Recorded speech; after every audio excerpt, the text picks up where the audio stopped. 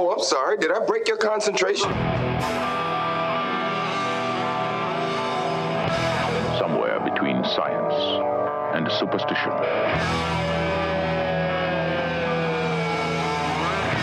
We have such sights to show you.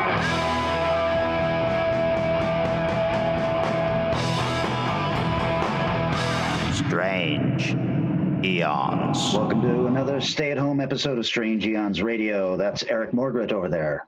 Hello. And that's Vanessa Williams over there. Hey. I'm Kelly Young, and hey guys, here we are. Our stay-at-home just got extended for another entire month. Yep. That was fun. I mean, we all knew it was coming, but it's still one of those things. It's like, here we go again, or here we continue to go. That's right. Yes. Yeah. It was one of those things where like I had to go grocery shopping that day regardless. And like I didn't even think about it, went out and it was just packed. Everyone was like panic grocery shopping yet again. Super fun. Yeah. I think they were like, oh no, we're going to be here one more month. That's interesting. I'm not seeing that where I shop now. I shop really early Sunday mornings, and it's pretty, this entire time it's been pretty well behaved, the entire place. Everyone's following the 6 feet rule and all of that shit. You know, I know down in Los Angeles, they were letting only a certain amount of people into the stores at a time, and there were big lines outside of the store. And I haven't seen anything like that in my neck of the woods. Up in Shoreline, at the Shoreline Costco, I went to grab something there for my mom, and they had a line right before they opened. They had a line through the parking lot to the like stores across the parking lot. Oh wow. Yeah, it was huge, but it did move pretty quickly. It was such a big line, obviously, because you've got to have like 6+ feet between each person waiting. But yeah, they definitely had a one in, one out kind of system going down. And it actually seemed to be just fine. Like it looked very daunting, but it actually wasn't that big of a deal. The Safeway here in Issaquah has done that a little bit, but they close, two entrances usually. They close one of them, so you have to come through one entrance, and then there's a employee out there who've got a little sign. I've seen 2 people in line maybe, and by the time I parked and walked up, they were gone. So it's not too long. The other day we did, Dean and I did a big adventure. We like drove west for a while. On the way back, we stopped at North Bend Safeway. It's interesting. It's you drove east for a while. Sorry, east, yeah. West. If we drove west as long as we drove east, it would have been in the water. It would have been bad. Yeah. I was like, wow, you just came to Seattle? Exactly.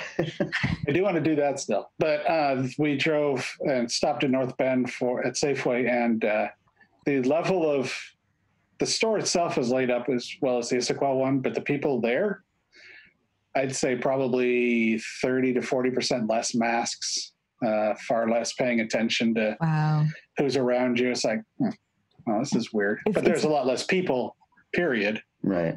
It feels like some places take it way more seriously than others. Like even though the island I live on is super small and not super highly populated, because it's all old people, they're doubly paranoid. Well, before we jump into our usual thing, I want to throw a big shout out to Rob Corliss, who has supplied all of us with our brand new logo, and we're getting a lot of feedback on it, and people seem to love it.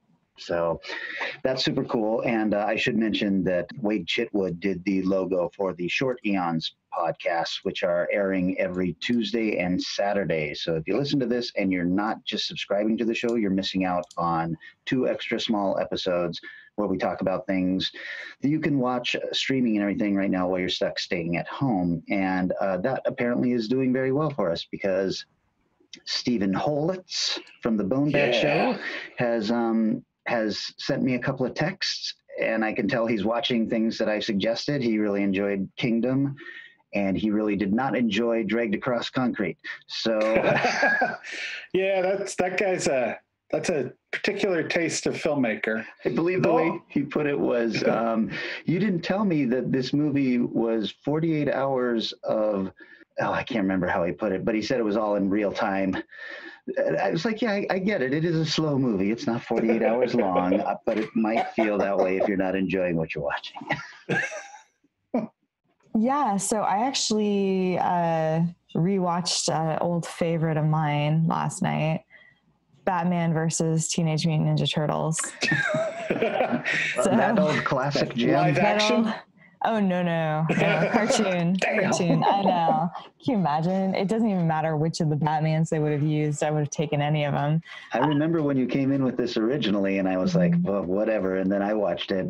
This is actually a solid flick. It's a super solid film. The animation's a little hit and miss in places, but it definitely has, it pays a lot of tribute to Batman animated series as far as just style and overall look. And it's just super well written. So, you know, sometimes you just gotta watch something fun and not horrible. I also checked out, though, I know I messaged you guys about this, the first episode of a show called Upload. Right. On Amazon. And it's pretty bad. Okay. I mean, it's like, it's kind of got that sort of, we're trying to be funny, but this guy essentially dies and is uploaded into an afterlife that's just, you know, our idea of the future of what's going to happen to humanity. We're all going to get uploaded into some kind of simulation, and there's a little bit of a mystery and intrigue, but there's just a lot of just fall flat jokes. So I don't know. So it's predominantly a comedy then? I think it's supposed to be. Did you guys ever see Downsized with Matt Damon? No, why would we? Yeah, no, actually, I have seen that one. Oh, you have? Yeah, it's very similar in tone to that. It's very like, I don't know. It tries to edge into serious moments of like real things, but then it has like really dumb music, and I don't know. I can't recommend it as of yet. I don't know that I'm going to watch more than the first episode though. Oh, well, they can't hit all of them. What about you, Eric? Did you see anything cool? I watched call it classic I'd been wanting to see for a while that I actually own but hadn't watched yet, Images. Oh. By Robert Altman. Oh. It's Robert Altman's foray into horror. Oh, really? Huh. And, sort of horror. It's more, it'd probably be classified more as thriller category, you know, because it's Robert Altman. Sure. And he's a real filmmaker. So he can't make horror. Damn. It's weird. It's really good. It's got Susan York is the lead, and Renee, and I'm not even going to try this last name, but if you've ever watched Benson, the character Clayton. Yeah, wasn't Clayton Endicott the Third or something like that? He's a Star Trek character. He's also Odo in Deep Space Nine. Renee Auberjonois or something like that. Oh, he's so good. He's so good. I love that guy. He plays her husband, I think. Another weird, I keep finding these strange connections to people that are in the advertising for movies, but the one of the other main characters is that guy at the top of the subway in French Connection that's getting shot in the back. Oh, isn't that the cover of the DVD and all that? Yeah, it's a frequently used image, and he's another one. But the whole movie is around Susanna York's character trying to figure out what's going on in the world. And is she schizophrenic, or is weird stuff actually going on? Are these people really here? Are they not here with her? Robert Altman's mastery of filmmaking usually involves large ensemble scenes and dozens of storylines. This doesn't have it, although there are moments if you're going, okay, that feels like Robert Altman, where there's this strange scene of, is she with this guy or that guy or the other one? And it goes back and forth, and it's incredibly well constructed. What else has Robert Altman done? Just for MASH. And, great. Shortcuts. Okay. Yeah, I did a lot of Shortcuts. But did a lot of Oscar shit. But he's done a lot.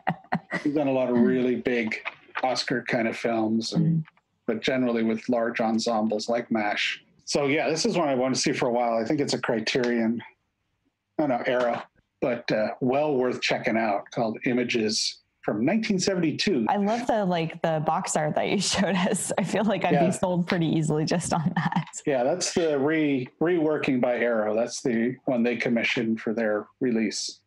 Well worth watching. And now we've all seen one other one though now. What's that? Onward. Oh, yes, that's right. You guys went and checked it out. Yeah, I liked it quite a bit. Oh, I got a little teary-eyed at the end. Did anybody else think that the brother that Chris Pratt played was written to be played by Jack Black, and for some reason he didn't get the part? no, it didn't even dawn on me. Yeah, I was gonna say, I could see that, but I think Chris was. Maybe it's because I'm right in the middle of watching Parks and Rec, where he is much more that goofy kind of character. Yeah, that he has been since then. Right. But I could definitely see Jack Black playing that role, though. It felt very much like it was supposed to be a Jack Black type. Great to hear Tom Holland. I don't know, like he's just got such a cool physical presence. It's weird. It was weird, like, yeah, okay, like it's his voice and he's doing a great job, but I wish I could see more of him somehow. Yeah. It's always so strange to me because he's got such a thick accent when he's just talking normally. So when you see an interview with him and you're like, oh, I forgot that you're not from here. Yeah. Totally. Yeah, that kid is oozing with talent. It's really... There's a very strong cottage industry somewhere in Britain or the US of erasing amazing British actors and Australian actors' accents for the American audience, because, man. That is their favorite thing to do. Just figure out, like Benedict Cumberbatch, like he's been working on his. And without his like accent, man, it's like watching soap dry. It's just awful.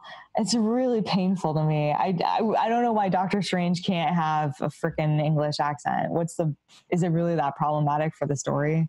I wouldn't think so. I mean, the guy's name is Strange. Exactly. He could be from anywhere. Who cares? Let Benedict keep his Britishisms. Right. Well, I watched a movie called 1BR, the number 1 and BR, which is basically short for one bedroom if you were searching for an apartment or something like that.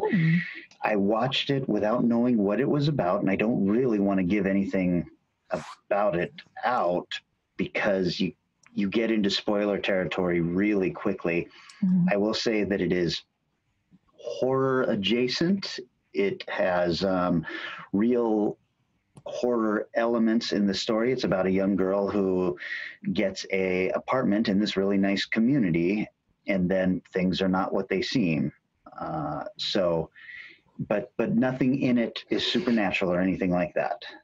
So I will say this: it left me so fucking unsettled at the end that I was grinding my teeth from about the mid-act 2 point on, and it was just my anxiety levels were spiking. It was very, very uncomfortable for me. Well, it sounds like a good time.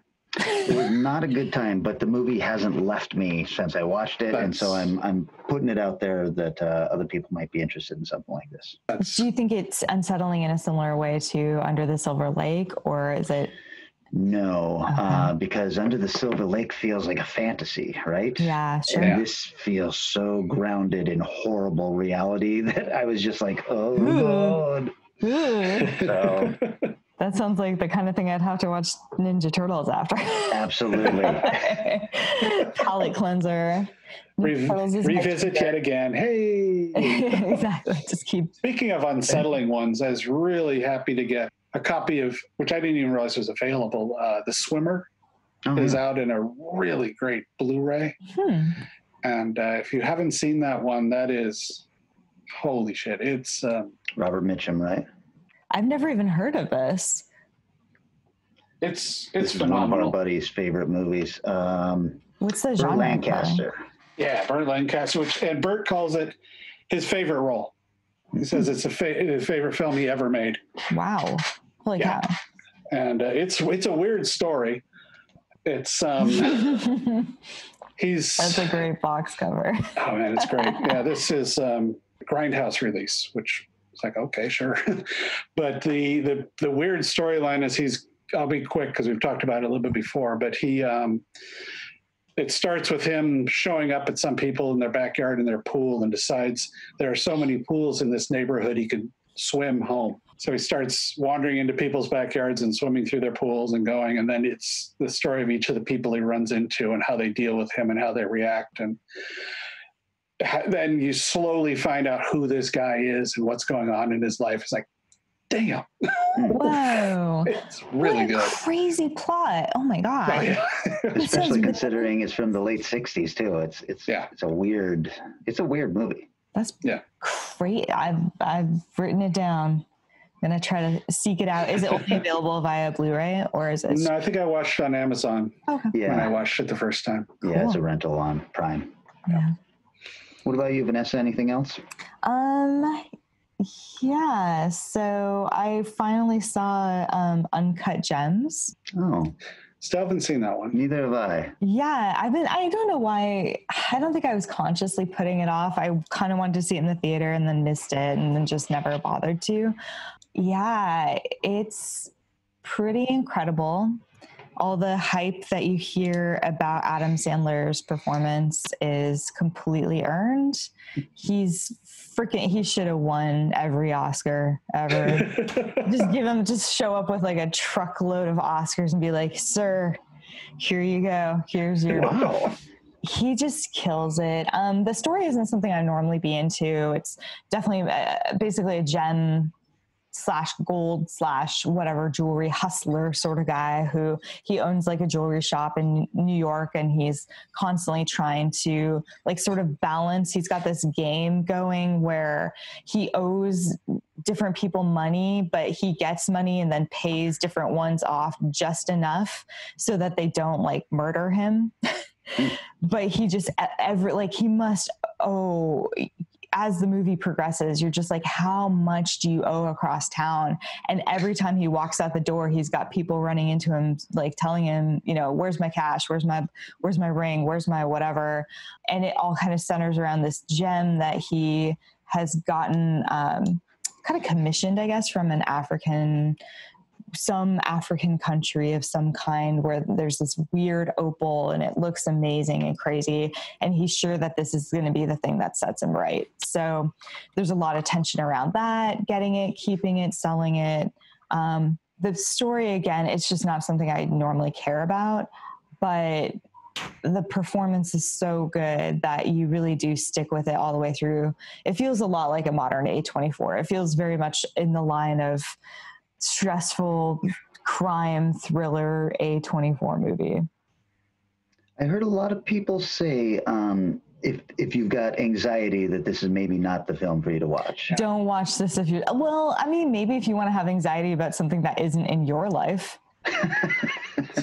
Then totally. I mean, it definitely made me feel better about how I run my situation. So it is stressful as hell to watch. Like, you are on the edge of your seat the whole time because there's just so much going on and up in the air. But what was that Statham movie where he had to? Oh, where they're like stabbing his heart. He was poisoned and he had to keep going or he'd die. Yeah, it's got almost that attention to it. It's got a very like go feel to it, but not as fun as a Jason Statham movie. Yeah, that movie was just fun as fuck. Yeah, talking about Crank, right? Crank, yes, that was it. Yeah, well, Crank. Cool. What did you watch that on? So I actually got that from Netflix. I got rid of Netflix DVD. So I finally got rid of all the crap in my queue. So I only have like 10 films. So they have to give me the good stuff now. So I'm like tricking the system. So my mom finally got her copy of 1917 that she could watch. Oh, gosh. Everything's going well now. If you just get rid of the junk in Netflix, they can't send it to you. That's funny. Well, all right, guys, how do you feel about taking a little break and hearing a word from our sponsors? And then we'll come back with Vanessa's pick, which was Muthas. Muthas.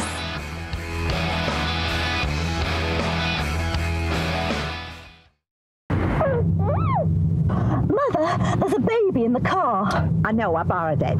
You borrowed a baby? Just for the afternoon. My friend Mrs. Thomas asked me to take it to the park. This isn't a park. Well, it's a car park. Over there, right by the entrance in the trolleys. See? Easy. It's all right, she's got the baby. At Tesco, we'll do everything we can to help people with babies. Ah, she's sweet. What's her name? Name? Thank you. We call her Thingy. Come along, Thingy. Would you like to change your baby, madam? Ooh. No, we're quite happy with this one, thank you. Mother?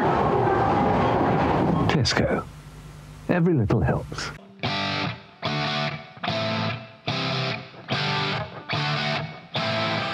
And we are back, and the way the game goes, Vanessa, since it's your turn to pick, you have to tell us your pick first. Sure. I've recognized this from previous episodes that this might be a thing I have to do. I would hope that you'd get it by now. So I chose the theme of mothers because we're coming up on Mother's Day pretty quickly here. It's spring. It's a good time to be thinking about things like, I don't know, birth and the person who birthed you. So why not? I chose a film. Wow. I chose a film that I've been meaning to watch for probably 2 years now at this point. It's been on my Halloween 31 and 31 days list for a while, and I just haven't managed to get to it. And that film is Goodnight Mommy. Bitte komm zurück, Mama.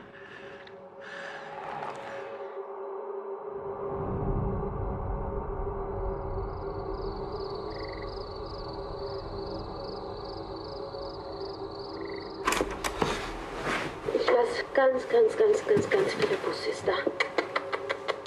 Ich freue mich schon, wenn ich wieder zurück bin. Weißt du, wie viele Sternlein stehen?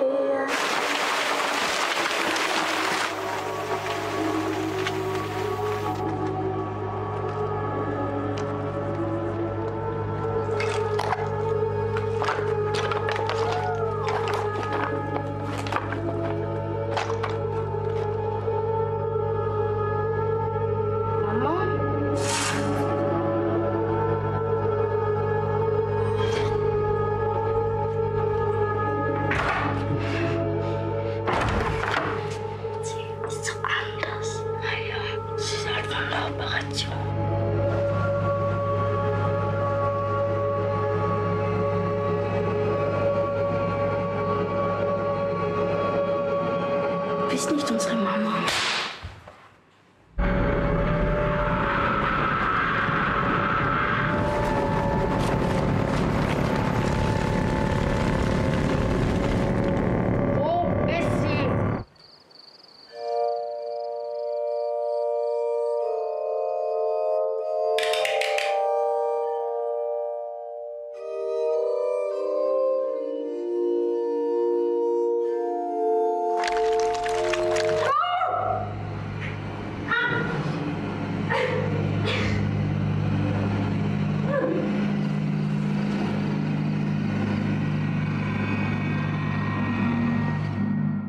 So it's a 2014 movie, Austrian film in German. You guys might have seen the box cover of it. Have either of you watched it before? Yes. Yeah. Okay. Yeah. Oh, you both have. Okay, great. So it's got the box cover, like two twin boys. And the basic premise is a mom goes and has plastic surgery, comes back to her twin sons, and they feel that perhaps this is not actually their mother. So definitely a kind of interesting setup. I will say, I'll get into it properly in a second here, but just want to build suspense on what you want to talk about. Yeah, let's talk about, okay. It's 99 minutes in length. It's 86% critics, 65% audience on Rotten Tomatoes. I watched it on Shudder, I believe. Should be available on Shudder. The title in German is Ich sehe, which is I see, which is a German children's game. Written and directed by Veronika Franz and Severin Fiala. Now, Veronica has about 13 credits to her name. She's been working since 2001, and she's done like some really weird array of stuff, a lot of documentaries and a bunch of films with like paradise in the beginning of the title. So it's like Paradise Found, Paradise Lost. I know. I was preventing myself from saying that out loud. But it was just weird. I'm not sure what it's all about. And then Severin, this is his first feature. And he then went on to do a segment of Field Guide to Evil. And their big new film that's just come out is The Lodge, which I have not yet seen. Oh. So I am pretty excited to check out The Lodge. So I wanted to see what this is about. Weird fun fact, and I'll have a couple of weird fun facts for you. Veronica is Severin's aunt.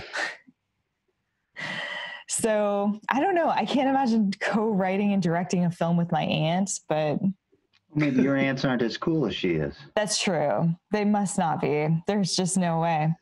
The cast, because they're Austrian, like it's not people that I necessarily knew. Suzanne West plays the mother. She has 58 credits to her name. She has a ton of TV, and she was in a Netflix 2018 series called Perfume, which I was like, oh, that looks really interesting. It looks like she's in this thing with Colin Firth. It is not Colin Firth. Just looks an awful lot like him. So if you want to see a movie or series without Colin Firth in it, go check out Perfume. And it's got two twin boys, Lucas Schwartz and Elias Schwartz. They are playing Lucas and Elias. Kept it very straightforward. This is their first film role. So definitely a huge risk by going with two kids who haven't had screen time before, and relying so heavily on them for the film. But I think they actually do a good job. The casting in this is super strong. The tagline of this movie is, "A mother should look out for her sons." Dun, dun, dun. Okay. Okay, so the movie. You know, it's a hard one to talk about, isn't it? It's really hard to talk about without immediately spoiling the whole thing. And I will say there's a twist. You can sort of sense throughout the film that there's going to be a twist. I personally figured out the twist in the first 3 minutes. Exactly. And it was pretty excruciating and almost painful to sit through. I felt like I was really being talked down to as an audience member, like I was too dumb to figure it out. I know that's not the intention. I think it's just growing pains for, an early film like this. Man, do you have another Lake Placid here? Is that what I'm sensing? Yeah, you do know the point of these is to pick a movie you want to recommend people.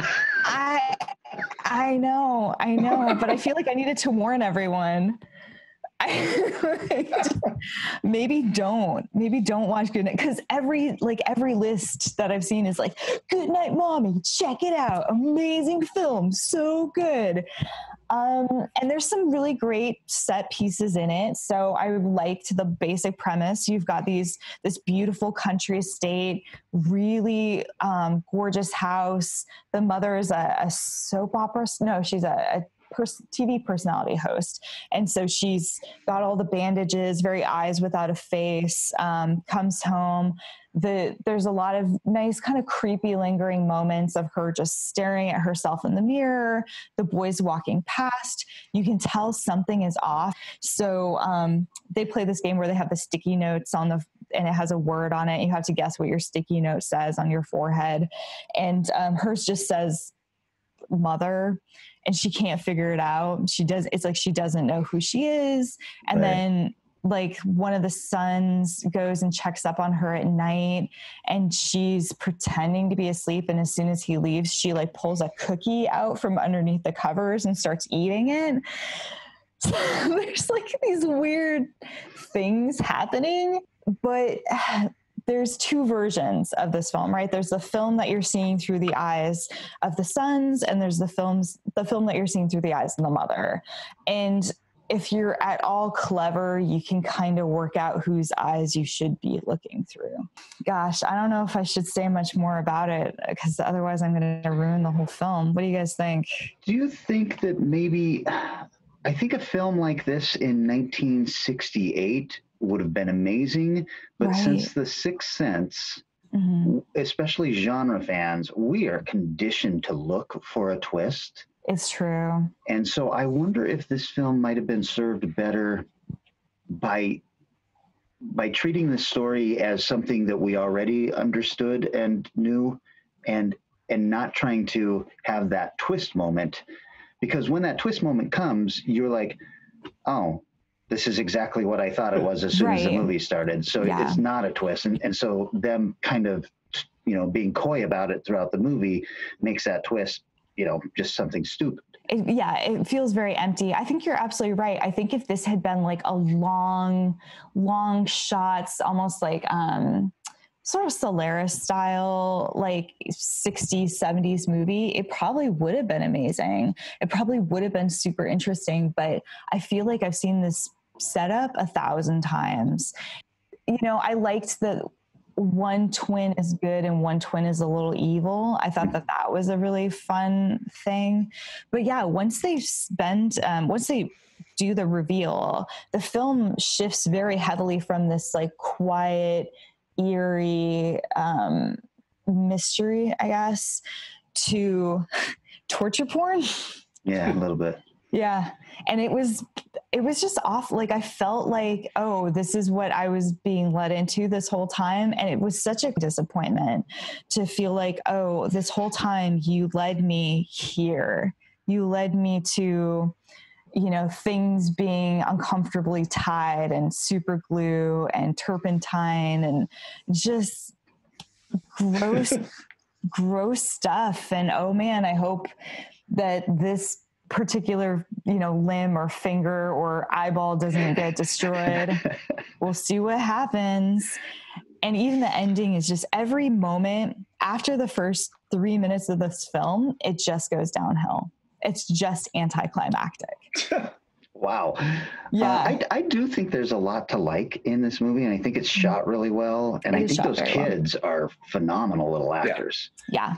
And I like that premise that you're kind of given at the beginning of mom went away. We never even get to see what she looked like before she has the operation, and then she comes back and maybe it's not your mom. That is a really cool premise. It's a great premise. And there are some really good decisions being made. Like, there's a lot of huge pieces of art of her in the house, but they're all blurry and out of focus, which is really neat. At one point you do finally see a photo of her, but it's with another girl that looks identical to her. So you're like, oh, does she have like a twin? Like, what is this weird thing? And she's being kind of secretive about it. So there's definitely a lot of neat things going on. Yeah, there is a lot to like in it. I just felt like story-wise it just felt very amateur. I wonder also how much maybe is cultural difference. Maybe this is a stronger story in its native country because it's not as obvious there or something. What was it again? What country? German or Austrian. Dutch? Oh, it's Austrian. Okay. Yeah, it's Austrian. In fact, I think you're right to a certain extent because it was Austria's submission for the Academy Awards that year. So it was very well regarded within its own country. I do want to tell you guys a couple of really neat things about how they came to this project and how this project was done, because I do think that they approached it in a really interesting way. For example, as far as the twins are concerned, they auditioned 240 sets of twins before they came to these guys. Yeah. How'd they even have that many? I'm assuming they're all Austrian kids, right? Maybe Austria is just filled with twins. I've never been personally. Now I'm very curious. And they actually chose a pair of twins that they said, okay, they tied a woman up in a chair during the audition and said, all right, this woman knows where your mother is and you need to get that information from her. Go. And like almost all the like twins were just like screaming at her and like, trying to shuffle the chair and just get it out of her. And these two boys were the only ones that just got really quiet and just started, like kind of approaching it a different way. I think they were like asking her questions and like being a little bit more sinister about it just naturally. So they had a natural air of cynicism. Hopefully they're tracking these children. Right. I know. They haven't been in anything else. So I don't know. Who knows? Maybe there's a reason for that. The actors, the way they did this, they actually filmed it chronologically, and the actors were not given a script. So they didn't know how to end, which I find pretty interesting. None of the actors knew how it would end? Apparently. That's what the interview with the filmmakers said. Wow. Well, that shows some trust in your filmmakers, I guess, then, because what if it's going to end really stupid and you're the actor in this movie? It's European. I mean, that's a thing, right? There are stupid European movies too. You know? Avant-garde. Come on. We're doing a challenge. We're doing something different. Well, and to me, it's even more surprising because the lead actress actually isolated herself for 3 months. I'm not talking to anybody, and basically just prepping for the role. She tried to make herself as like distant as humanly possible. Now, I don't know if I'm a huge fan of method, and I actually don't think it was terribly useful for this project.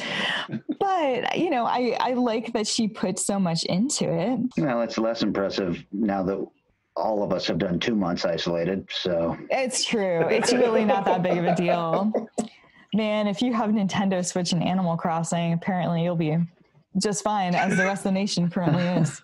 The way they got the idea is they were watching a reality TV show, which has got somebody went away, got plastic surgery and came home, and they had like the music swell and a big reveal of this woman to her family, and everyone's really excited, and they revealed her. And apparently if you look, even though the music's all high and everything's really happy, if you looked at the kids, they looked completely shocked and horrified that this is what their mother looked like. Wow. So that's kind of where they got the idea from, which I think is actually pretty neat. And that's kind of all the cool behind the scenes info I've got for it. The less said on this one, the better. Yeah, you know what? The less said, the better. I will say, I can't personally recommend it. I think it aside from those interesting pieces, like if you're really interested in kind of studying it for other reasons aside from the plot, check it out. It does have those beautiful shots and cinematography that Kelly was talking about. It's got great acting, and if you're freaked out by twins, man, this is a great film for you. But alternatively, this Mother's Day, you can also feel free to watch I don't know, Mama is actually pretty good, which is a much better film. I almost talked about that instead, but I thought, you know what? No, I need to get the word out. The truth about Goodnight Mommy must be known. We do PSAs here a little different. Yeah, I guess so. A little bit. You know what? I took the hit for you. So Tale of Two Sisters, also a good kind of mothery film. If you just need to see someone's face messed up, Eyes Without a Face is a classic. So, well, Eric, if you don't mind, I'll jump in then. Do you like your movie? Well, yeah, I did like my movie. Although I didn't love this genre pick, to be honest. Oh, I was like, okay. I think maybe I was like, oh, you know, Eric's going to show up with aliens or something clever, you know, have the Queen Mother and all of this stuff. And I was like, yeah, we already know that bullshit. But then I was like, well, what am I going to do? Because all I could think of was aliens also. And so, I never once thought of aliens, and now I'm sad. That would have been such a good pick, although we shouldn't do aliens. Kind of known. Well, mine is a little more on the nose, too. For Mother's Day, I picked the film Mother's Day.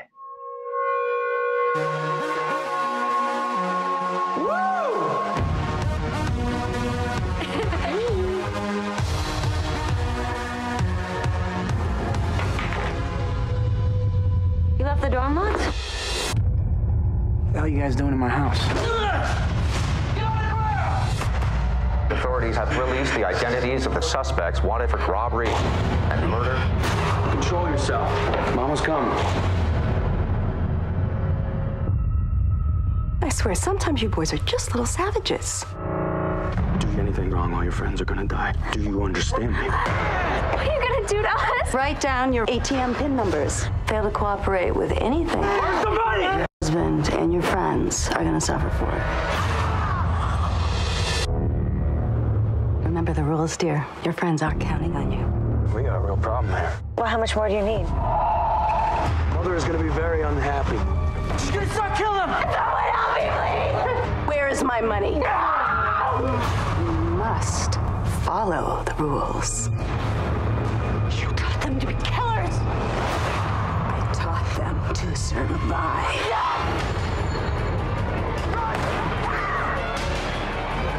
My boys.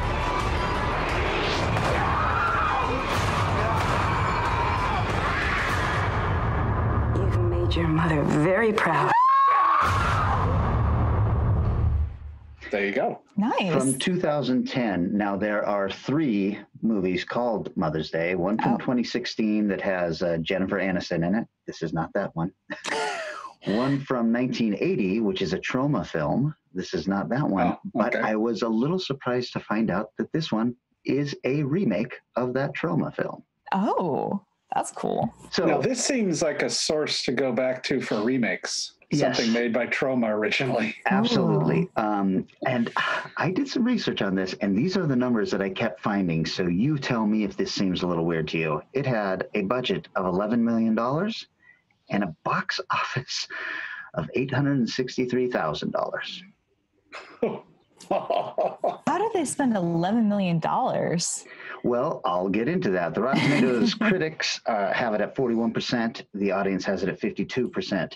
It was directed by Darren Bousman, who was the director of Saw 2, Abattoir, Repo, the Genetic Opera, and it was written by Scott Milam, who wrote Submerged, and then a movie called Tension that was directed by this Darren Bousman guy. So they know each other somehow. Listen to this cast, and then you will figure out why they spent $11 million or how they did. Rebecca De Mornay is one of the leads. Jamie King, who I know best from My Name is Earl. She was Earl's ex-wife. Sean Ashmore, who was in the X-Men movies and The Ruins. Deborah Ann Woll from Daredevil most recently. Frank Grillo from the Purge movies, and he was also, I think he was called Crossbones in the Avengers films. So it's a pretty big cast of hard hitters. This is a movie that set off a lot of things that I don't like, and I was like, why am I putting myself through this?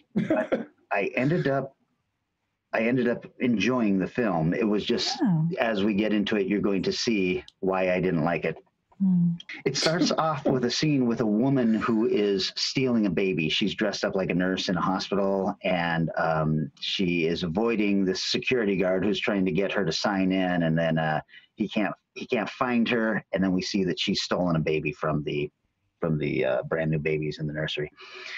And then it dumps right into a Reservoir Dogs opening scene with 3 guys in a truck, and they're brothers, we find out very quickly. One of them is bleeding out badly in the back. He's been shot in the gut. He's screaming, and the other guy's driving, and then the other brother who's holding his screaming brother in the back seat is trying to call a phone number.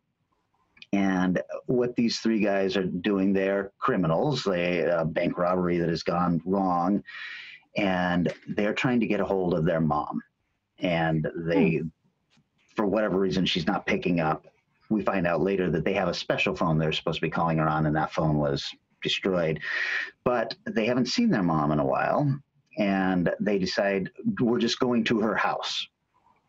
So they're on their way to the house. Meanwhile, all of this stuff is happening as a tornado warning is in effect. This is all dumped on us in like the first 5 minutes. So Mother's Day tornadoes. Great. Right. So then it cuts to this party going on. A bunch of young urban professionals, having fun in a nice home. They're drinking. They're playing pool downstairs. They've got some disco on and everything.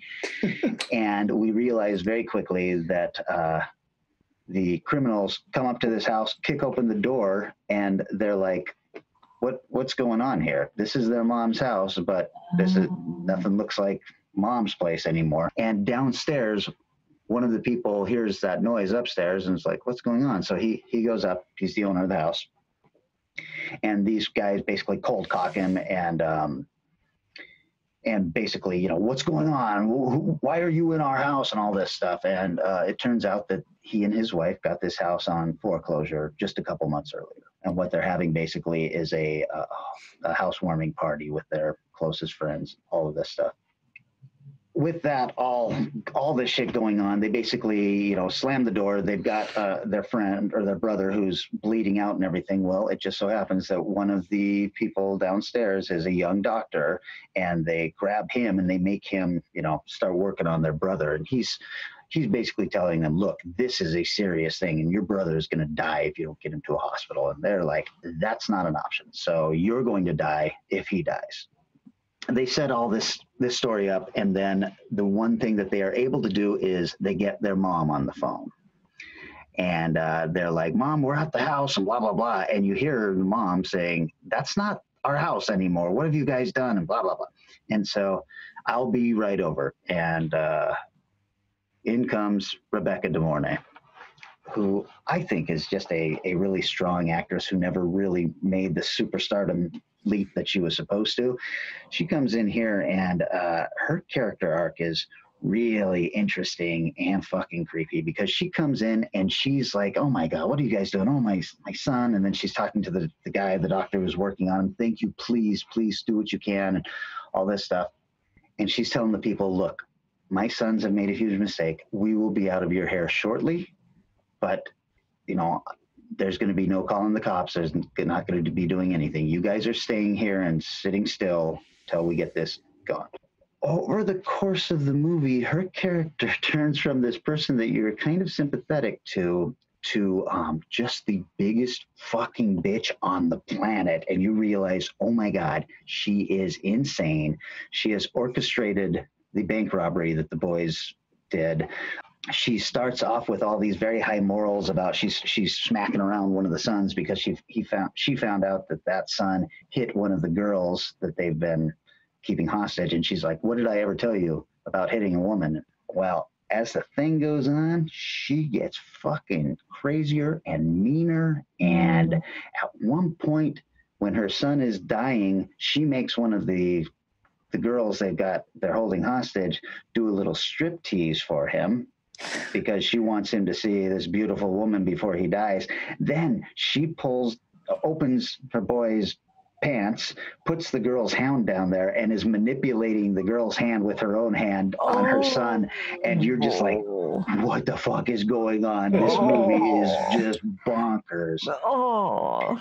So they get into, now they're starting to torture the people who are living there. And now you can tell why this has become a movie that I don't like, since home invasion is the stuff that really sets me off and my anxiety off. The torture includes smashing the bones of the hand of the guy who lives there with a pool ball, a billiard ball, but smashing it until it goes gory. The torture also includes getting like lighter fluid all over one of the girl's hair and lighting her head on fire. That one's a good one. There's an amazing accidental blowing off of a guy's head with a shotgun. That one was fun, especially when his wife runs over to him then and is holding him, and you can see over her shoulder his split open, just gory, gross head. I'm like, wow, this movie just went fucking insane. So I'm not even looking at all my notes here. I'm trying to let me get back to what actually is happening in the story. De Mornay starts off as kind of sympathetic and then just turns super, super cruel as the movie goes on. So one of the girls, the gal who is married to, well, the gal who owns the place, she is taken by one of the brothers, and they have to drive out now into this tornado warning type area and get to an ATM machine. And she's going to draw out a bunch of money for them. But of course, it's an ATM machine. You have a maximum limit of whatever, $300 or something like that. And so that's all she can draw out. But while they're there, now this is what I don't get. The city is on lockdown. Basically, you can hear sirens every once in a while. And you can see as they're driving, cops pass them, and she's wigging out because all she wants is to be pulled over. But then when they're at the ATM, these two gals are waiting behind them to use the ATM, and they look like they're set up for a party. They're in mini skirts, and they got their hair all teased and all this, and they're just like, hey, could you guys hurry it up? And one of them realizes that the woman in front of them is being forced into doing this. So the guy then he basically shoots up in the air and freezes the girls and then makes them sit next to each other, and he says, here's how this is going to work. You guys have he throws them a knife and says, you two have 10 seconds. One of you has to kill each other, and whoever kills the other gets to leave. And they're like, we're not doing that. And he goes, well, the problem is if you don't do that, I'm killing both of you. So he counts down from 10, and they're both screaming and everything. He gets to 1, and one of the girls grabs a knife and stabs her friend. And she falls over, just bleeding all over the place, and the other girl's crying and all this stuff. The other girl gets up and runs away, and he blows her away.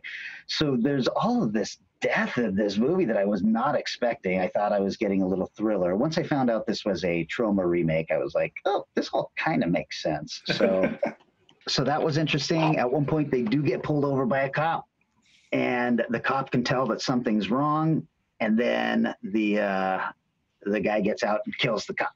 But he doesn't kill the cop. The cop comes back to help her, and you're like, oh, thank God. But then the guy actually does kill the cop when he comes back to help her. So there's all of this shit going on, and all this tension being, just built to an ending that is a little disappointing. I mean, fucking the survivors are few in this film, but I really thought we were going to get like a pounding tornado scene or something like that. I'm guessing the budget didn't call for that, but $11 million, you guys, you could have done something. It's not as good as I thought it was going to be about halfway through. Because about halfway through, when Rebecca De Mornay loses her shit, I was like settling in. I was like, okay, this just got great. Then when they start doing the various torture scenes, stuff like that, I was like, okay, this is interesting that this is the direction you guys took this in, because it didn't feel as real. As this is going on, we are learning who's cheated on who in the hostages and shit like this. So all of this kind of shit comes out. It turns into like a really gory Lifetime movie, if that makes any sense. Yeah, anyway, I won't say anything more about that except for a couple of little things that I picked up in my research. It is the remake of the Troma film. Now, the Troma film I did not bother to watch, but I think that the initial part of what the remake is that these two guys break into a house that used to be theirs, and they bring their mom along, and all three of them torture the people in the house for the pleasure of mom. Oh. I think that's what the Troma film is. Mm. Which is interesting, because what this script, when it was originally written, it was called Wichita. It's actually based on a true story that happened in Wichita about a group of people who came home to find out that their home wasn't their home. And so they ended up, I think it was only two brothers, they ended up murdering, raping, killing everybody in the house. Oh my God. Yeah. So these are those kind of stories that, it's like, why is that so scary to you, Kelly? Well, I don't know, because that's what happens. It's real. I have an irrational fear of something exactly like this happening. Exactly. Yes.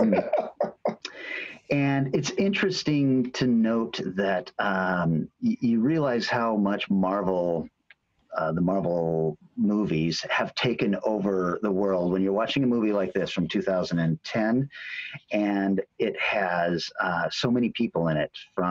There's two members have been in the Daredevil TV series. One of the guys has been in Captain America. One of the guys was in the X-Men films, and it just goes on and on. The cast members, you're like, oh, that's this small part from the Avengers and stuff like that. It's like almost everybody in this cast has been in a Marvel movie. Anyway, that was my movie, Mother's Day, 2010. We were just going for ringing endorsements of mothers here today. Yeah. Well, that was the point, wasn't it? We are a genre podcast. That's right. I don't know. I thought maybe there'd be one where the mom's the heavy, and the good hero who saves people. But I will continue the trend of mothers being the issue. Excellent. With 2014's The Taking of Deborah Logan. 73 Apple, take one, Mark. The story of Alzheimer's is never about one person. My PhD I'm gonna start again. You want to keep the house? You need to sacrifice. You talk to me about sacrifice? Hey. Hi. Ma! They want to make a movie about me. Yes. We will live and document our subjects' physical and mental degradation over the course of 2 one-month periods. We're going to have fun, right? Yeah. Okay, good. I'm not interested in being exploited.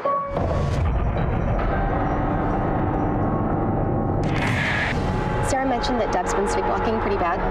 So let's set up surveillance cams.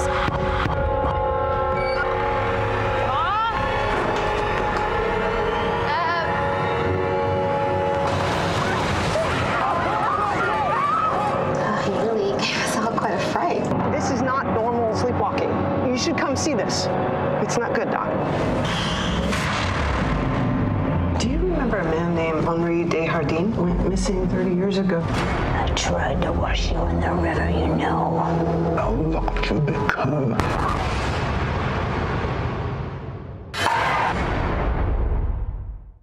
Have either of you seen this one? No. Yes. It's The Taking of Deborah Logan. Is that what it is? Yeah. That makes me think of The Taking of Pelham 1, 2, 3. Very different. Yes. I have seen this one. This is a mockumentary, right? Yeah. Okay. Mockumentary / found footage kind of thing. It was Rotten Tomatoes score is really interesting.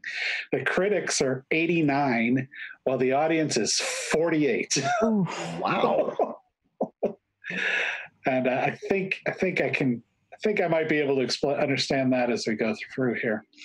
Budget was about 1.5 million, and it made 407,000. So it was not expensive, but not a hit. Sure. It's available on Amazon Prime, so you can watch it with no fee if you got that. The director was Adam Robitel, who did Escape Room. And is working on Escape Room 2 right now. I thought that was a fun film. Yeah, it's a good one. And his start of his career was doing DVD extras for Blumhouse, like Insidious and things along those lines. That's awesome. He wrote it along with Gavin Heffernan, who they appear to be like a writing team. They wrote anything they've written together. They also worked on Kelly's favorite film series, Paranormal Activity, The Ghost Dimension, which I don't know where that is in the series, but that sounds like one of the last ones. We can only hope. It stars Jill Larson in 18 episodes or so of All My Children. She plays Deborah Logan, was in The Equalizer. Anybody from the 80s, you might enjoy The Equalizer. Not the Denzel Washington films. Anne Ramsey, who's a daughter, who plays the daughter, and she's the sister, I believe, in Mad About You. So she was in that whole series. Michelle Ang plays the director of the documentary, and she did currently in Fear the Walking Dead. It starts off as a faux documentary film about watching an Alzheimer's patient deteriorate. So it's kind of like, I'd seen this one before, and I kind of want to rewatch this. I feel like triggering myself or something. I don't know. Jeez. So I went into it going, okay, what's this going to be like? Starts out with a team of students looking into making a documentary about Alzheimer's, and they go to Deborah Logan's house to move in, and it doesn't start off real well. So they leave and have to come back like 3 weeks later or something because like the disease, the emotions switch fast, and she got very, very angry with them.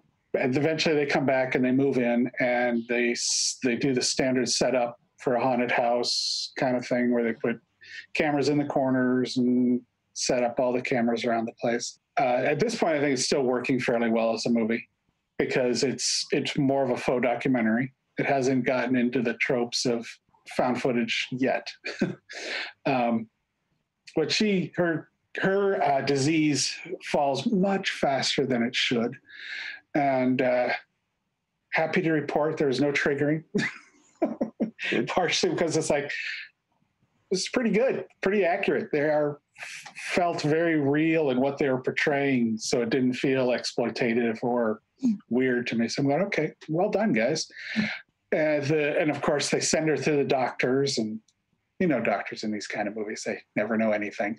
And she starts to deteriorate more and starts hurting herself and doing weird things like jumping up onto kitchen counters with no apparent movement at all. They continue to they push a little bit too long on this is the progression of the disease. I'm like, when she jumps 4 foot straight into the air to land on a counter and the time code doesn't switch, I think you're past the time of thinking it's a disease. That is a spry 78-year-old woman. I've seen my grandma do that like 8 times. I don't know what you're talking about. This is very normal. Impressive. Old woman behavior. So of course, they come back with the multiple personality disorder. Is always the fallback for doctors in these films. Boy, they drop that quick. It's like, oh, maybe it's multiple personality disorder. Next scene, no, it's definitely not. There's a strange character in the movie who's her neighbor who seems to, he's the character, the default character if you need to send these cameras away, they're exploiting your mother. It doesn't really well explain why he's so concerned at her, or if it did, they didn't do it very deeply. So it's kind of, he seems oddly invested in this older woman's life. The film, from then, as it starts to get darker and darker and you're seeing what's going on, that really weird shit's going on. Is she possessed? Is she some kind of a demon's gotten a hold of her? Is where it starts to lead towards. It goes into a murder mystery, which is kind of interesting, where it goes, okay, maybe she's involved with this character that killed a bunch of kids 20, 30 years ago, because she ran a messaging service where people would call and leave messages for her in the ages before answering machines, and she would relay these messages. So she knows all the city's secrets. But since she has Alzheimer's, she doesn't know any of the city's secrets anymore. Here's where the film falls apart for a little while. For a good chunk of the second act, it becomes very much a found footage style film, and all of the problems that can happen in those footage films. One of the crew members decides to quit in an incredibly dramatic scene. I'm like, what the hell led to this? There's no escalation of his character. There's escalation in the movie, but he's sort of a background character most of the time. And some really horrific shit happened to him really early, and he stayed. But for some reason, we need a dramatic moment here. Tension's dropping in the movie here. Have one of the guys quit. Okay, yay. So that's the trouble. And then there's also the problem that happens even with really good actors in some of these live action or some of these found footage films, where they just start, you can tell they don't have a script and something dramatic's happening and they're all talking at once, or they're all saying pointlessly stupid stuff like, how is this happening? Why is this happening? What's going on? It's like, shut up. Shut up. It's okay. I get it as an actor. You want to be on screen and you want people to be aware of your being on screen, but sometimes not talking does that really well too. So I was kind of halfway through the movie, or 3/4 of the way through the movie, going, maybe I'll go watch Stepmom. See what that's like. But then the end comes along. And this film has a fantastic ending. Yeah. It's like, damn. Very much makes up for any of the beginning is very strong. The first 2/3 or the first 60 some odd % of the movie is really good, and the last 10% is really good, but it's that middle ground there that kind of falls by the wayside. But overall, well worth watching. If you're a found footage fan, you've probably seen it. If you haven't, go see it now. And if you've avoided it because you hate found footage, I think there's going to be enough in here that you can look past that part of the movie. The performances are all excellent until they start over each other. So it's well worth checking out. Let's see, some film notes. Produced by Jeff Rice and the less well-lauded now Bryan Singer. Oh, sure. Yes. That guy. Yeah, that's right. It was shot in North Carolina, so which is nice because it does have a very cool look to the film, and the house is in the middle of the woods, and it works great. I'll read a short statement here from the director that I think after reading this, I'm going, wow, you kind of nailed it. The Alzheimer's is a pretty organic metaphor for possession, and I think the best horror films take the horrors of real life and turn them on their head. I also knew at the end of the day, while it starts grounded, I really wanted the film to slowly become unhinged and move into the fantastic. I think it does. And I think he really accomplished what he set out to make in this film. So, yeah, you and I have spoken really ad nauseum on this podcast, even, but in life, that if you have a strong third act, your audience is going to forgive you. If they've made it to the third act and it's really strong, that they're going to walk out of that movie going, "Oh, that was really good." And I know that I did not like this movie until the third act began. And afterwards, I was like, holy fuck, that was an amazing ending. Yes, very true. Sort of like if the one you were talking, Vanessa, if that twist had been something different, you probably really liked the film. Yeah. And since the ending's rough, it sort of marks the rest of the movie in a bad way. Right. This movie's the opposite. Right. It's like I'm convinced that nobody really likes Titanic, the movie, except the third act is so fucking spectacular that you finish it and go, whew, that was amazing. Yes. Yeah, every time I rewatch that plot where the romance is brewing, I'm like, wait, I forgot this even happened in this film. I'm having serious ending envy for you, Eric. I'm just wishing I had that. Well, it's a short film, so you can go check it out. Yeah. All right, guys. Hey, that's there's 3 movies you can share with your mom this Sunday.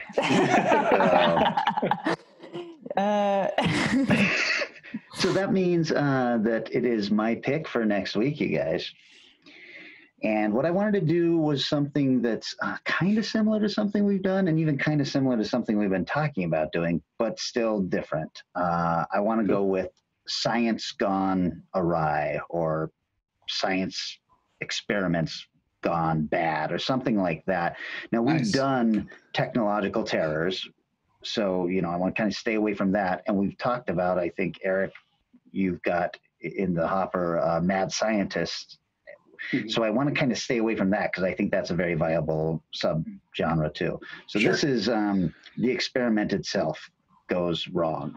Awesome. That's I'm interesting. Excited. That'll be a good one for digging a little bit. I think our genre is ripe with these kind of films. So yes, this is true. Okay, everybody. So I would like to say thanks so much to everybody who's listening, who's commenting on everything. Danny Williford is always sharing things. Ron Forbeck, Heather Reesby, all of the conversations everybody's been getting into on the Facebook page. I really appreciate that.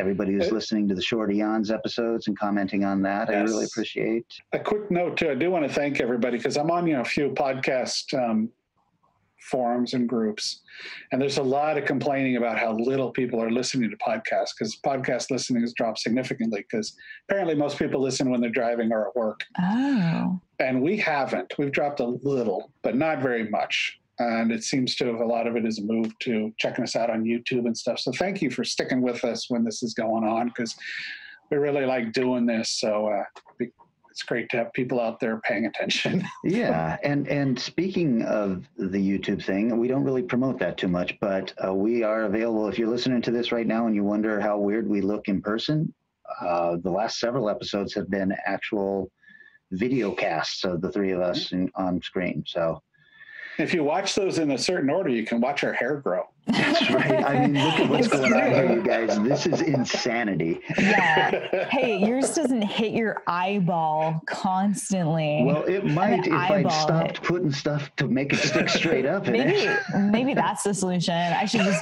do a Kelly. There you go. Start getting my hair. There you go. Go for the flock of seagulls. Yeah. All right, guys. Hey, tune in for the short Eons episodes where we talk about things you can stream during the week and all that stuff. And we also have another Dagon's Deep Room episode coming up with Stephen J. Holitz, and this time Vanessa will be involved as well. So I'm so stoked. I finally got invited, guys. After one whole episode. I don't know how many times you've done it. I'm not paying attention. One time. But it was a hit, so I think that we're going to have a lot of fun with these. I hope we can make them happen semi-regularly, because I like to drink. With that, I will say adios to everybody, and we'll see you next week. See ya. Bye. Our podcast is recorded at Eric's house, and Vanessa's house, and Kelly's house, and is engineered and edited by Eric Morgert. Our theme music is Strange Eons Part 1 by the band Nightshade, and is used with permission.